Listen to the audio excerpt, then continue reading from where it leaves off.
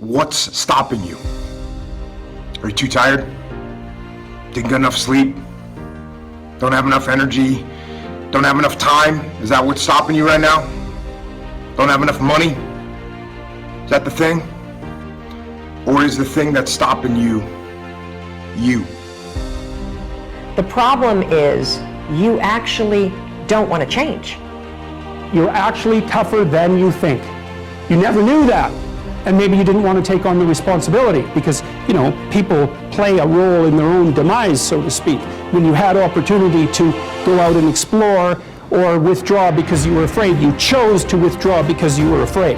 So it's not only that you were overprotected often, it's that you were willing to take advantage of the fact that you were overprotected and run back there whenever you had the opportunity. Some of you, in the past, you've gotten momentum. You've gotten passionate. You've even made a decision. But a decision is the first step. Decision is like a war. I got to do this or that. All right, I'm going to make myself do this. But commitment is when you now, after you've decided, you commit to do this for the long term. Whether it's hard or easy, doesn't matter. You're doing this.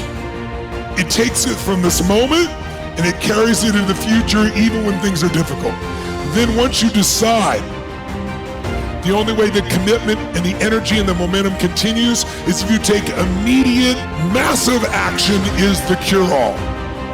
If you're having a difficult time with something, your relationship isn't where you want it to be, your finances are not where you want to be, your body's not where you want to be, your business is not where you want to be, you need to take massive action. And if that doesn't work, try something else. If that doesn't work, try something else. Keep going with massive action and you will find the way because it will give you momentum. You deserve to see what your life would look like if you gave 120%. And what I need you to do is I need you to look at yourself in the mirror and say, come on, quit, stop playing. I deserve to see what my life would look like if I gave 120%. I'm challenging you. If you, listen to me, if you ain't brave enough to challenge yourself, if you ain't courageous enough to challenge yourself, I'm challenging you. I'm challenging you to get from where you are. I'm challenging you to stop settling. I'm challenging you. I'm challenging you. I'm challenging you to stop accepting the life that was given to you. And I'm challenging you for 21 days. I want you to stop giving 70, stop giving 80, stop giving 90, and you deserve to see what would happen if you gave 120%. I need you to have a vision of when you get to that 21 days, what do you want? What do you want to happen after that 21 days? What is dying in your life? Look, right now, what does mediocrity look like in your life? Look, what does defeat look like in your life? What are limitations? What are boundaries look like in your life? I challenge you 21 days to first cast a vision. And so now that I'm giving 120%, everything about my life looks different. Cast a vision. What will your life look like after those 21 days? Listen to me, do me a huge favor. For the next 21 days, do it right or don't do it. Stop half doing stuff. Stop putting forth 50% effort, 60%. Look, stop. Do it right or just don't do it at all. Are you hearing me? Do it right. I don't want to hear good excuses, good reasons, what happened, why you couldn't do it. I don't want to hear. Everybody got an excuse. I don't want to hear. I don't want to hear anything about this happening. The weather wasn't right, and get the finances, and this didn't come through when it was supposed to. Well, that person didn't. No. When I did my research and starting a business, the most important thing you have to do, and a lot of you in here someday want to be like Larry and like Mr. Bren, is that you have to first stop being fearful. A lot of you will block your own success because you're fearful of what's going to happen. Because the comfort zone is here. Make a great living, my bills are paid, everything is great. Oh, I'm scared to change. So you block your own growth. So you have to now say to yourself, hey, once you get the tools, once you've done your homework, then you can start making a move to say, okay, hey, I can be a businesswoman, a businessman, and start my own thing. But you got to believe in yourself first. And I'm gonna tell you something that a lot of people, 99% of people disagree with me on, right? Everybody says follow your passions. I say that's bullshit. right? I say follow your effort. It's amazing how we're all passionate about things. We are all passionate about something. Helping veterans, helping this organization, helping this group, that's great. But no matter what, it all nets out to where do you put your time? Because when people put in their time, you get better at things. And when you get better at something and get good at something, then you have a chance to be great at something. And you know what I've learned? Nobody ever quits anything they're great at. And once you get great at it, it's amazing how passionate you become about it. Follow your efforts, right? Because it's not in the dreaming, it's in the doing. Second thing is your beliefs, essentially the beliefs that you hold about yourself, about your capabilities, about money, whether you have beliefs that attract money to you or that repel money, whether that you have beliefs that allow you to move through barriers and obstacles, or beliefs that cause you to shy away from barriers and obstacles. And the beliefs that we have really control our actions. We don't typically go at things or do things that we believe we're not good at. We don't take actions if we think we're going to fail. We shy away, and then of course we don't say that we're scared. We come up with a story. So the sort of these negative, these limiting beliefs instigate the telling of bullshit stories to ourselves, right? And it holds us back from success. So the idea is to understand what your core limiting beliefs are, and then to actually break those beliefs. And you can do that. It's not that difficult to do it. Do it in a seminar setting. You break the limiting beliefs and you essentially empower somebody by helping them install their own beliefs in themselves. Your beliefs are malleable. You can change them. So the idea is to essentially retrofit your beliefs to serve you and your outcomes.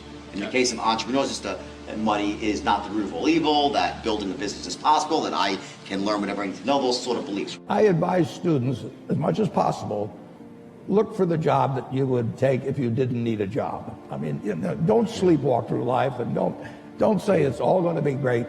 I'll do this and I'll do that, and I'm just marking time to be older. That, as I've told people, that's like saving up sex for your old age. I mean, it just is not it is not a good idea. Yeah.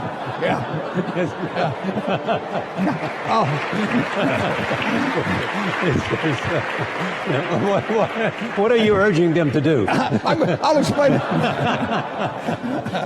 Just what I'm talking about. Now, you really want to be doing what you love doing. And you can't necessarily find it on your first job. Right. But don't give up before you find it. When I started Microsoft, I didn't think of it as all that risky. I mean, I was so excited about what we were doing. It's true I could have gone bankrupt, but I had a set of skills that were highly employable. And in fact, my parents were still willing to let me go back to Harvard and finish my education if I wanted to. You've always got a job with Mayville.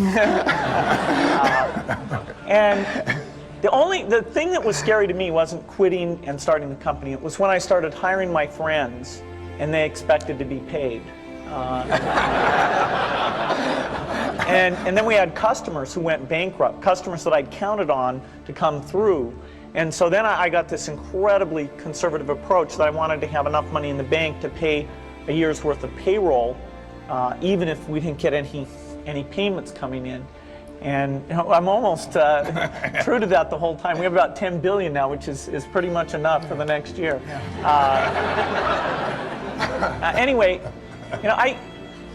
if you're going to start a company, it takes so much energy that it better overcome your feeling of risk. I don't think that you necessarily, if you're going to start a company, should do it at the start of your career. I think there's a lot to be said for working for a company, learning how they do things. If you're young, it's hard to go lease premises. They made that hard for me. You couldn't rent a car when you were under 25 at the time, so I was always taking taxis to go see customers. And the people would, people would say, well, we're going to go have a discussion in the bar. Well, I couldn't go to the bar.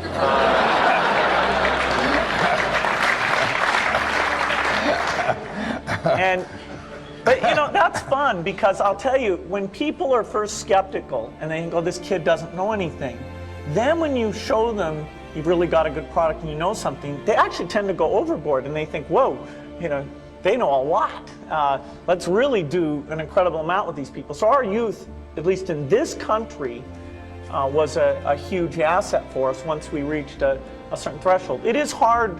It's hard to hire older people because they'll be a little bit conservative about whether they should come and take the risk. And it took 3 or 4 years before we could go out into the normal sort of employment pool. But those problems that come with starting a firm, you better think of those as part of the pleasure, part of the challenge that is part of the excitement.